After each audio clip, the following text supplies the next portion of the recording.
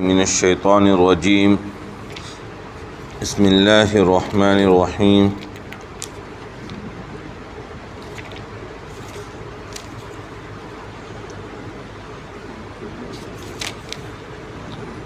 اللہ الذی جعل لکم اللیل لتسکنوا فیہ والنہار مبصرا ان اللہ لذو فضل علی الناس ولکن اکثر الناس لا یشکرون ذالکم اللہ ربکم خالق کل شیء لا الہ الا هو فأنا تؤفکون کذالک یؤفک الذین کانوا بآیات اللہ یجحدون اللہ الذی جعل لکم الارض قرارا والسماء بناء وصورکم فأحسن صورکم ورزقکم من الطیبات ذالکم اللہ ربکم فتبارک اللہ رب العالمین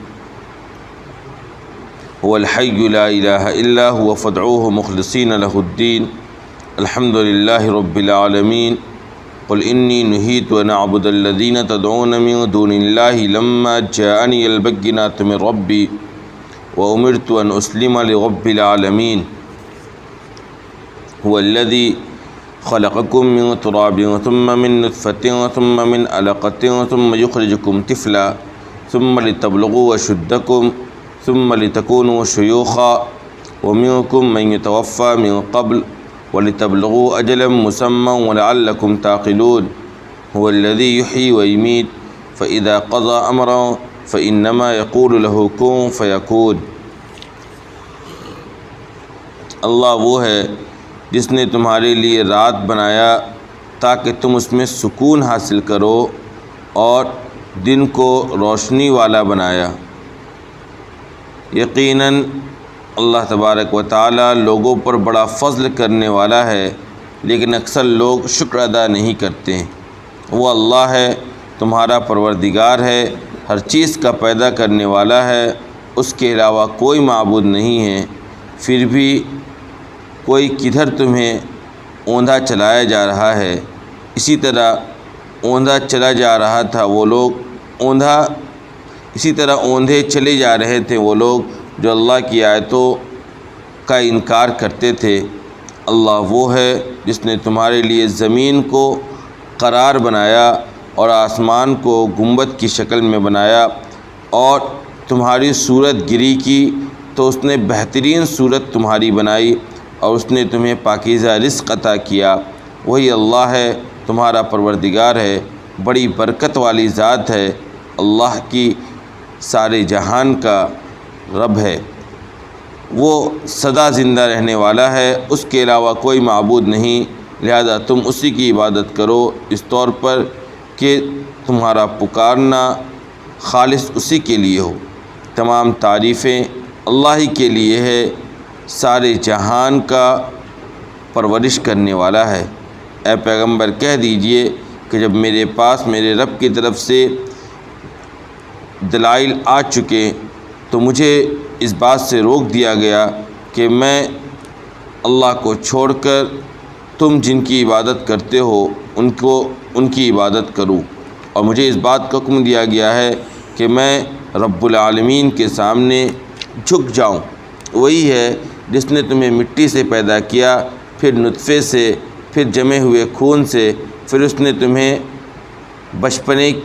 نے تمہیں بچے کی حالت میں باہر نکالا، پھر اس نے تمہاری پرورش کی تاکہ تم اپنی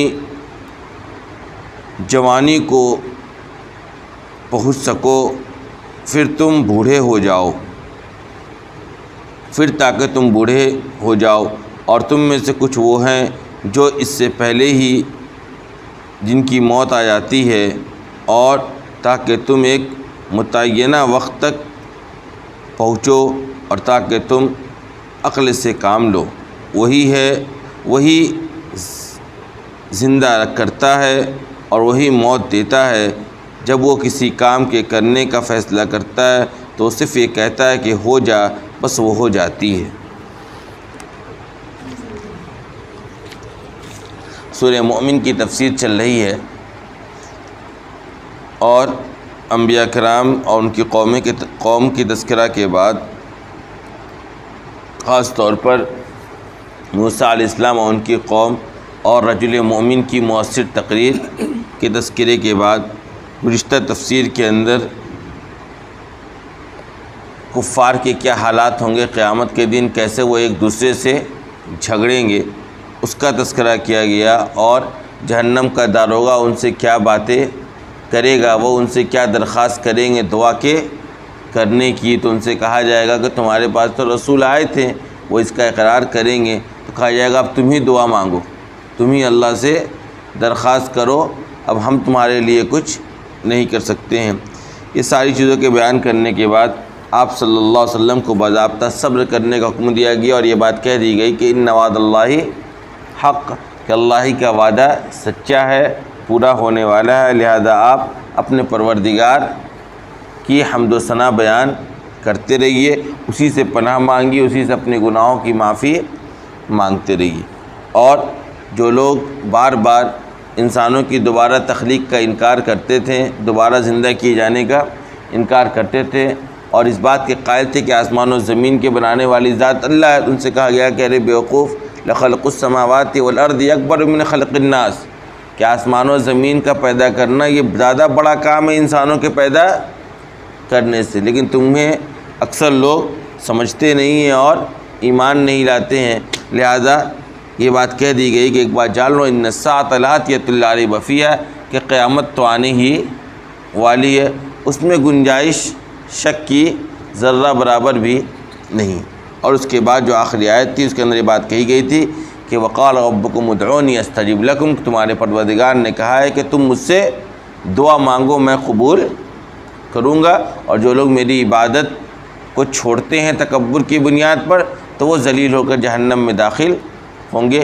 اس آیت کے ذریعے ہمیں اور آپ کو دعا مانگنے کی ترغیب دی گئی، حکم دیا گیا، اور میں نے اس کے ضمن میں آپ کے سامنے وہ تمام روایات بھی بیان کی تھی جس کے اندر دعا کی فضیلت بیان کی گئی ہے. دعا کو عبادت قرار دیا گیا ہے، دعا کو مغز قرار دیا گیا، دعا کو سب سے مکرم کام قرار دیا گیا. اور یہ بات بھی بتائی تھی کہ دیکھیے دعا کی قبولیت کے لیے بنیادی طور پر کوئی شرط قرآن نے بیان نہیں کی. جس طریقے سے مومن کی دعا قبول ہوتی ہے ویسے ہی کافر کی بھی دعا قبول ہوتی ہے، بشرطے کہ دھیان سے دعا مانگا جائے، کسی گناہ کے کام کا یا کسی حرام کام کا، کسی ناجائز کام کی دعا نہ کی جائے. اسی کے ساتھ ایک روایت ملتی ہے جس کے اندر یہ بات ہے کہ بہت سی مرتبہ لوگ اللہ اللہ کر رہے ہوتے ہیں، دعا مانگ رہے ہوتے ہیں، لیکن ان کا کھانا پینا سب کیا ہوتا ہے؟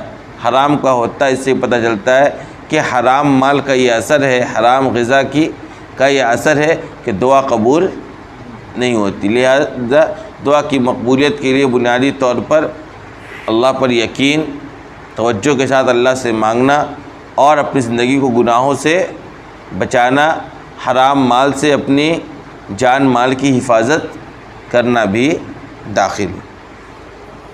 لہذا آج کی جو آیتیں ہیں اس کے اندر اللہ تبارک و تعالیٰ نے اپنے کچھ انعامات کا تذکرہ کیا اور اپنا تعارف پیش کیا کہ تمہارا پروردگار کون ہے اور اس کی حقیقت کیا ہے، اس کے سوا کوئی دوسرا معبود نہیں ہے. لہذا اللہ نے کہا پہلی آیت کے اندر اللہ الذی جعل لکم اللیل لتسکنوا فیہ والنہار مبصرا، کہ اللہ وہ ہے جس نے تمہارے لیے رات بنایا، کس لیے؟ تاکہ تم اس میں سکون حاصل کرو، اور دن کو روشن کرنے والا بنایا. یعنی اللہ تبارک و تعالیٰ کا تمہارے اوپر یہ انعام یہ ہے کہ اس نے تمہارے لیے ایک رات کا وقت طے کر دیا، بنا دیا رات. اب اس میں کیا ہوتا ہے؟ تم اس میں سکون حاصل کرتے ہو. ہر آدمی فطری طور پر رات کے وقت سونا چاہتا ہے، اور سونے کے بعد ایک قسم کا سکون اور آرام اس کو حاصل ہو جاتا ہے. آدمی کتنوں ٹینشن میں رہے، کتنوں پریشانی میں رہے، تھوڑی دیر سو لیتا ہے تو اس کو کیا ہوتا ہے؟ سکون حاصل ہو جاتا ہے. تو یہ رات بھی کیا ہے؟ اللہ تبارک و تعالیٰ کی ایک بہت بڑی نعمت ہے. اگر رات نہیں ہوتی، دن ہی دن ہوتا تو انسان تھکا ہوا ہوتا، بے چین اور بے سکون ہوتا. اور انسانوں کے ذمے اگر یہ بات دے دی جاتی کہ تم اپنے حساب سے اپنے سونے یا اٹھنے کا وقت طے کر لو تو کتنا اختلاف کھڑا ہوتا ہے. آپ سوچئے، کوئی وقت ہوتا ہے، کچھ لوگ چاہتے ہیں کہ ہم لوگ آرام کریں، لیکن کچھ دوسرے لوگ کہہ جاتے ہیں کہ نہیں ہم ابھی کام کریں گے، تو شور شرابہ ہوتا ہے. اب رات کا وقت ایسا ہوتا ہے سب کوئی سننا چاہتا ہے تو پوری دنیا خاموش ہو جاتی ہے، شور شرابے ختم ہو جاتے ہیں، تمام ٹریفک رک جاتی ہے، تمام ساؤنڈس بند ہو جاتے ہیں، لائٹس بند ہو جاتے ہیں، اندھیرا چھا جاتا ہے، آٹومیٹیکلی ہر آدمی نیند کی طرف منتقل ہو جاتا ہے۔ آئی بات سمجھ میں؟ تو اللہ تبارک و تعالیٰ کی طرف سے کیا ہے؟ بہت بڑی نعمت ہے رات، جس کے ذریعے ہم اور آپ سکون حاصل کرتے ہیں۔ آپ سوچ لیجیے دن میں کسی وقت آپ سکون حاصل کرنا چاہتے ہو، کیا کہتے ہیں؟ ارے یار بچے نہیں سونے دیتے ہیں، بچے کھیل رہے ہیں، گھر میں عورتیں مشین چلا رہی ہیں، کچن میں کام ہو رہا ہے، آواز ہو رہا ہے، سڑکیں پر گاڑی گزر رہی ہے۔ انسان دن میں جتنا چاہے سو لے، لیکن اس کو آرام اور سکون اس درجے کا حاصل نہیں ہوتا ہے جس درجے کا وہ رات میں سو کر سکون حاصل کرتا ہے۔ تو وہ اس رات کو بنانے والی ذات بھی کون ہے؟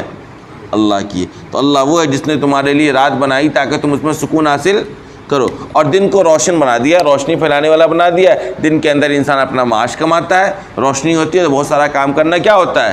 آسان ہوتا ہے، سفر کرنا آسان ہوتا ہے، کاموں کو انجام دینا، ذمہ داریوں کو ادا کرنا کیا ہوتا ہے؟ آسان ہوتا ہے۔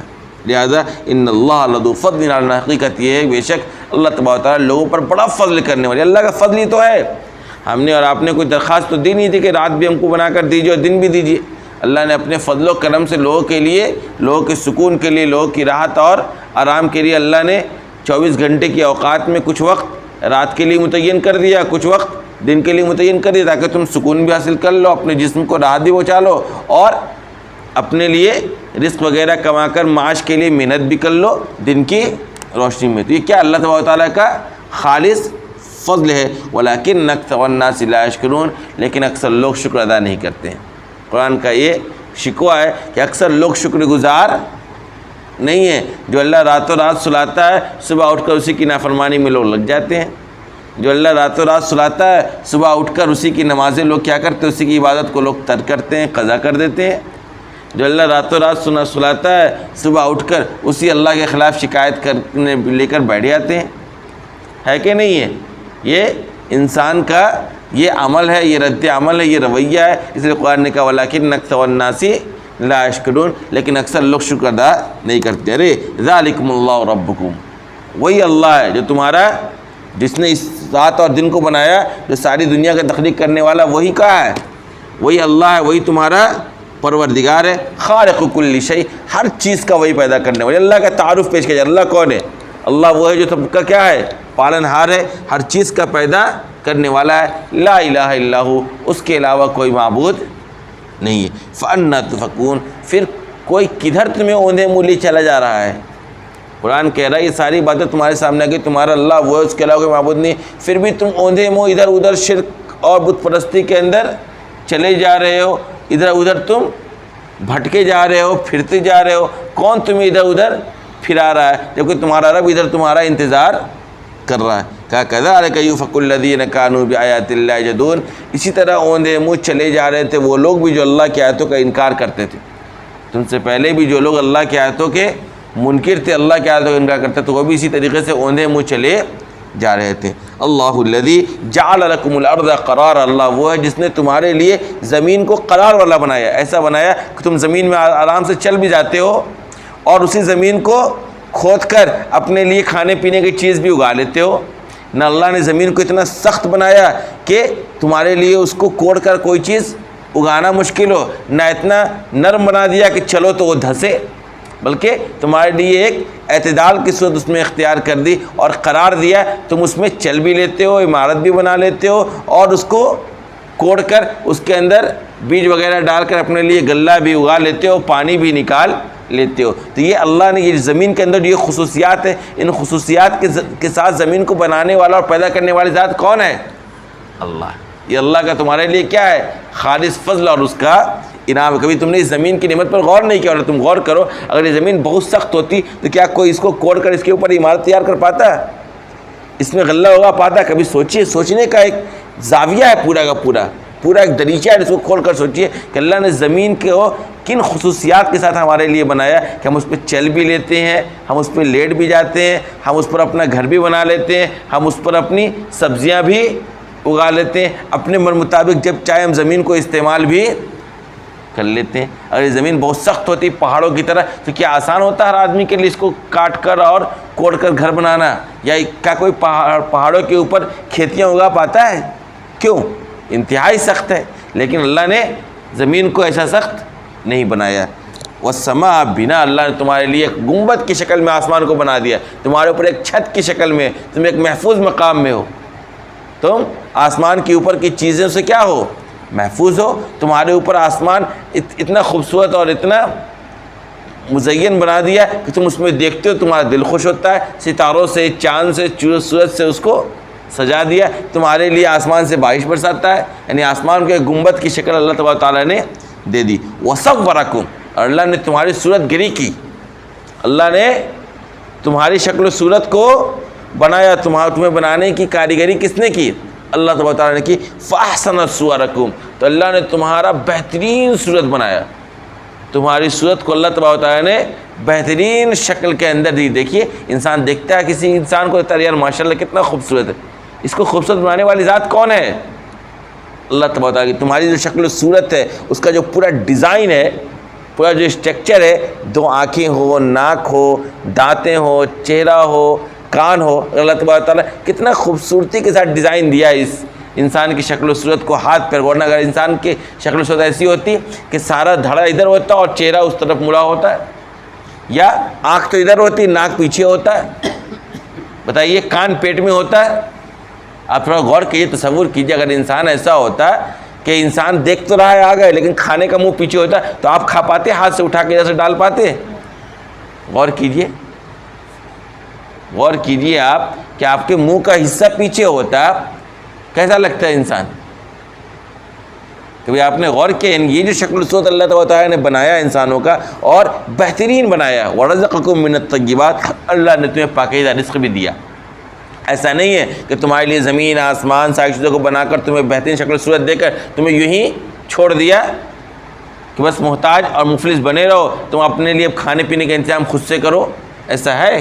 اللہ نے کہا زمین کھودو، اسی میں تمہارے لیے غلہ بھی ہے، اسی کے نیچے تمہارے لیے پانی بھی ہے، نکالو اور کھاؤ اور پیو، سارا مال اسٹاک ہے اس کے اندر۔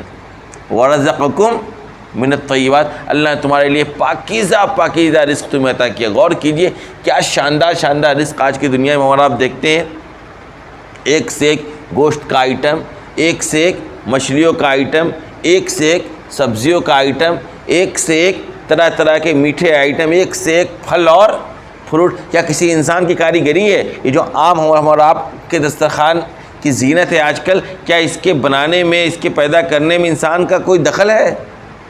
صرف آپ نے ایک بیج ڈال دیا، ایک گٹھلی ڈال دی، آپ نے بات ختم۔ لیکن اس درخت کو بالکل پرورش کر کے لمبا اور بڑا کرنا، اور پھر اس کے بعد اس میں ہر سال خوبصورت انداز میں ایک خاص شیپ کے ساتھ ایک آم کی شکل و صورت میں پھل کو اگانا، ذرا غور کیجئے یہ پاکیزہ رزق کس نے ہم کو ادا کیا ہے؟ سیب کو دیکھیے، کیلے کو دیکھیے، لیچی کو دیکھیے، آج کل تو چلے جائیے مارکیٹ میں طرح طرح کے پھل دکھ رہے ہیں۔ دنیا میں اتنا آسان ہو گیا ایک جگہ سے دوسری جگہ چیزوں کا منتقل ہونا کہ دنیا کے کسی کونے میں کوئی پھل پیدا ہو رہا ہے اور دنیا کے دوسرے کونے میں وہ مل رہا ہوتا ہے۔ بتائیے، انگور پہ کبھی غور کیجئے، آپ پپیتے پہ غور کیجئے۔ انسان غور کرنے لگے تو اللہ تبارک تعالیٰ کا اتنا فضل و کرم ہے، اللہ کا تعارف اتنا آسان ہے، اللہ کی موجودگی کا احساس اس کو اتنا ہوگا کہ وہ اس سے انکار نہیں کر سکے گا۔ لہذا اللہ نے کہا ذالکم اللہ ربکم، وہ اللہ ہے جو تمہارا پروردگار ہے، جس نے سارے کام انجام دیے۔ فتبارک اللہ رب العالمین، بڑی بابرکت ہے اللہ تبارک و تعالیٰ کی ذات جو سارے جہان کا پالن ہار ہے، ساری دنیا کا پرورش کرنے والا ہے، سب کا کیا ہے؟ رب ہے۔ وہ الحی، وہ سدا زندہ رہنے والا ہے، اس پر کبھی موت آنے والی نہیں ہے۔ لا الہ الا ہو، اس کے علاوہ کوئی معبود نہیں ہے۔ لہذا فدعوہ مخلصین لہ الدین، لہذا اسی اللہ کو پکارو اس طور پر کہ تمہارا پکارنا صرف اور صرف خالص اسی کے لیے ہو، اس کے ساتھ کسی دوسرے کو اس کی خدائی میں شریک نہ کرو، اس کے علاوہ کسی اور کے سامنے ہاتھ نہ پھیلاؤ، اس کے علاوہ کسی اور سے مدد نہ مانگو، اس کے علاوہ کسی اور کو خدا اور معبود اپنا نہ جانو، اس کے علاوہ کسی اور کے سامنے سجدہ نہ کرو، بلکہ اسی کو پکارو، اسی کی عبادت کرو اس طور پر کہ تمہارا سارا پکارنا، تمہاری سارا دین، تمہاری ساری کی ساری عبادت خالص اسی کے لیے ہو۔ الحمدللہ رب العالمین، تمام تعریف اللہ کے لیے جو سارے جہان کا پالن ہار ہے۔ قل، اے پیغمبر آپ کہہ دو، اس کے باوجود بھی اگر کہتے ہیں تمہیں کہ تم ہمارے معبودوں کو برا مت کہو، تم ہمارے معبودوں کے ساتھ رہو تو کہہ دو کہ جب میرے پروردگار کے پاس سے میرے پاس واضح دلائل آ چکے ہیں تو اب مجھے اس بات سے روک دیا گیا کہ میں اللہ کو چھوڑ کر ان کی عبادت کروں یا ان کو پکاروں جن کو تم پکارتے ہو۔ جس کا اللہ ایسا ہو وہ کسی دوسرے کے در پر جائے گا، کسی دوسرے کے سامنے ہاتھ پھیلائے گا؟ نہیں، جب میرے سامنے تمام واضح روشن دلائل آ چکے تو اب مجھے اس بات سے روک دیا گیا کہ میں اللہ کو چھوڑ کر کسی اور کی عبادت کروں۔ اور سن لو، کہہ دو وَأُمِرْتُ أَنْ أُسْلِمَ لِرَبِّ الْعَالَمِينَ کہ مجھے اس بات کا حکم دیا گیا ہے کہ میں رب العالمین کے سامنے جھک جاؤں، اسلام لے آؤں، اس کے دین کو قبول کر لوں، اسی کے سامنے سجدہ ریز ہو جاؤں، اس کے علاوہ کسی اور کی اطاعت قبول نہ کروں۔ سن لو، وَاللَّهُ هُوَ الَّذِي خَلَقَكُم مِّن تُرَابٍ، واللہ وہ ہے جس نے تمہیں مٹی سے پیدا کیا۔ مٹی کے ذریعے انسان غذا حاصل کرتا ہے، مٹی میں پیداوار ہوتی ہے، اس پیداوار کو انسان کھاتا ہے، اس کھانے کے ذریعے، اس غذا کے ذریعے انسان کے اندر مادہ منویہ تیار ہوتا ہے، پھر وہ مادہ منویہ اس انسان کے ذریعے اس کے جنس مخالف میں منتقل ہوتا ہے۔ تو انسان کی تخلیق میں سب سے بنیادی طور پر جو چیز کا دخل ہے وہ کیا ہے؟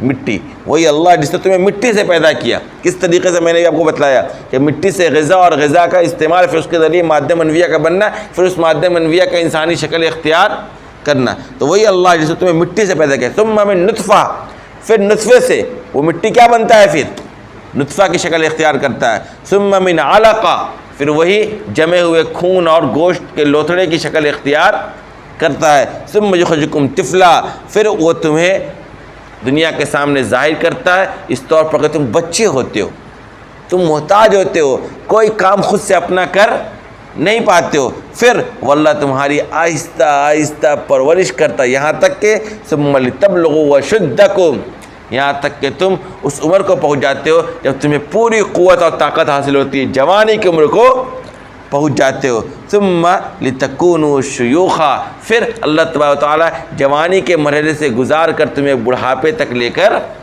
آتا ہے۔ تو بتائیے، ایک مٹی سے چلتا ہے انسان اور پہنچتا ہے بڑھاپے تک، ان تمام مراحل سے گزارنے والی ذات کس کی ہے؟ اللہ تبارک و تعالیٰ کی ہے۔ ان تمام مراحل سے انسان ہر روز گزر رہا ہے، انسان دیکھ رہا ہے، ہر انسان بچہ پیدا ہوتا ہے، مٹی ہوتی ہے، پھر نطفہ ہوتا ہے، پھر گوشت کا لوتھڑا، اور الٹرا ساؤنڈ کراتے جائیے اور شکل و صورت آپ کے سامنے ظاہر ہوتے چلی جائے گی کہ ابھی ایک نطفے کی شکل ہے، ابھی ایک گوشت کا لوتھڑا ہو گیا، جمع ہوا خون ہو گیا، پھر پورا انسان مکمل تیار ہو جاتا ہے۔ یہ پوری کاریگری کر کے مراحل سے اللہ تبارک و تعالیٰ انسانوں کو گزار رہا ہوتا ہے، پھر انسان کی پرورش کرتا ہے، دنیا میں آنے کے بعد اس کو جوان کرتا ہے، پھر اس کو بڑھاپے تک لے کر جاتا ہے۔ لیکن وَمِنْكُمْ مَنْ يُتَوَفَّى مِنْ قَبْلِ، بہت سی مرتبہ ایسا ہوتا ہے کہ تم میں سے کچھ لوگ ہوتے ہیں جو اس سے پہلے انتقال کر جاتے ہیں، یعنی بہت سا حمل پیٹ میں ہی ضائع ہو جاتا ہے، بہت سا حمل دنیا میں آنے کے بعد بچپنے کی عمر میں ہی لوگ ضائع ہو جاتے ہیں، بہت سے وہ ہوتے ہیں جو جوانی میں ختم ہو جاتے ہیں، اور کچھ بہت سے ایسے ہوتے ہیں جو بڑھاپے تک پہنچتے ہیں۔ تو تم میں سے کچھ وہ ہے جو اس سے پہلے ہی دنیا سے چلے جاتے ہیں۔ وَلِتَبْلُغُوا أَجَلًا مُّسَمًّى، اور بہت سے ایسے ہوتے ہیں تم میں سے جو ایک متعینہ وقت تک اپنی عمر کو گزارتے ہیں، ان کی موت کا جو وقت ہے تب تک وہ دنیا کے اندر باقی رہتے ہیں۔ وَلَعَلَّكُمْ تَعْقِلُونَ، اور تاکہ تم عقل سے کام لو۔ عقل سے کام لینے کا مطلب یہ کہ دیکھو، تم بعض بادل موت کا انکار کرتے ہو کہ میں دوبارہ زندہ، سارا معاملہ تو یہی ہے نا۔ اسلام یہ کہتا ہے کہ تم دوبارہ زندہ کیے جاؤ گے اور اللہ کے سامنے حساب دینا ہے، اس دنیا کے اندر جیسا کرو گے ویسا تمہیں بدلہ ملنے والا ہے۔ تو جو یہ بات سمجھ جائے تو وہ اس دنیا کے اندر اسی کے مطابق زندگی گزارنا چاہے گا جیسا وہ رب اس سے چاہتا ہے، تاکہ جب دوبارہ اللہ کے سامنے حاضر ہو تو اس کو انعام ملے، اللہ کی رضا ملے، اللہ کی ناراضگی اور اس کی جہنم سے وہ بچ جائے۔ تو بعض بادل موت کا ہی انکار دراصل بنیادی مسئلہ ہے۔ تو اللہ نے کہا دیکھو، تم عقل سے کام نہیں لیتے ہو، ارے بھائی دوبارہ زندہ کرنا کیا ہے؟ ایک مرحلے سے دوسرے مرحلے میں منتقل کر دینا ہے، بس، اور کیا ہے؟ جیسے ہم نے تم کو بالکل بے جان جاندار بنایا، مٹی سے نطفہ بنا دیا، ایک مرحلے سے دوسرے مرحلے میں منتقل کر دیا، پھر اسی نطفے کو ہم نے گوشت کا لوتھڑے میں منتقل کر دیا، اسی نطفے کو ہم نے جمے ہوئے خون کی شکل میں منتقل کر دیا، اسی نطفے کو ہم نے ایک شکل و صورت میں پورے مکمل انسان کی شکل و صورت میں منتقل کر دیا، اسی مٹی کو ہم نے وہاں سے منتقل کرتے کرتے ایک بچپنے کی حالت میں، پھر جوانی کی حالت میں، جب ہم بڑھاپے تک لا سکتے ہیں تو کیا ہم پھر دوبارہ ایک دوسرے مرحلے میں تمہیں منتقل نہیں کر سکتے ہیں، دوبارہ زندہ نہیں کر سکتے ہیں؟ کتنا آسان ہے۔ انسان اپنی تخلیق کے پورے پروسیس میں اگر غور کر لے تو پھر وہ اس بات کا قائل ہو جائے کہ اللہ مجھے دوبارہ ہی بنا سکتا ہے۔ جو اللہ مٹی سے اٹھا کر مجھے یہاں بڑھاپے تک پہنچا سکتا ہے، وہ ایک مرحلہ اور مجھے نہیں گزار سکتا ہے؟ بالکل گزروا سکتا ہے، بس ایک اور مرحلہ گزرنا ہے تو دوبارہ کی زندگی ہمارے آنکھوں کے سامنے ہوگی۔ اس لیے اللہ نے کہا تاکہ تم عقل سے کام لو، اسی لیے ساری اللہ تعالیٰ کی قدرت تمہارے سامنے بیان کی جا رہی ہے۔ والذی یحیی و یمیت، جان لو وہی اللہ ہے جو زندگی بھی دیتا ہے اور موت بھی دیتا ہے، یعنی موت اور زندگی کا مالک کون ہے؟ وہی اللہ تبارک و تعالیٰ کی ذات ہے، وہی اس نے ہی تمہیں زندگی عطا کی ہے، وہی تمہیں موت بھی دے گا۔ اور سن لو فَإِذَا قَضَى أَمْرًا فَإِنَّمَا يَقُولُ لَهُ كُن فَيَكُونُ، اس کا معاملہ تو یہ کہ جب وہ کسی کام کے کرنے کا ارادہ کرتا ہے یا کام کرنا چاہتا ہے، صرف اتنا کہتا ہے کن فیکون، بس اس کے طرف سے اشارہ کافی ہے کہ ہو جائے، بس وہ کام ہو جاتی ہے۔ لہذا اس کے لیے کوئی مشکل نہیں ہے انسانوں کو دوبارہ زندہ کرنا، اس کا حساب و کتاب لینا، اس کے بارے میں سارے فیصلے کرنا۔ یہ انسانوں کے لیے یہ کام مشکل اور ناممکن محسوس ہو سکتا ہے، لیکن اللہ تبارک و تعالیٰ کے لیے معاملہ تو یہ کہ صرف اس کے لیے کیا ہے، اس کی طرف سے کن کہنا کافی ہے، وہ کام انجام کو پہنچ جاتی ہے۔ آخر دعوانا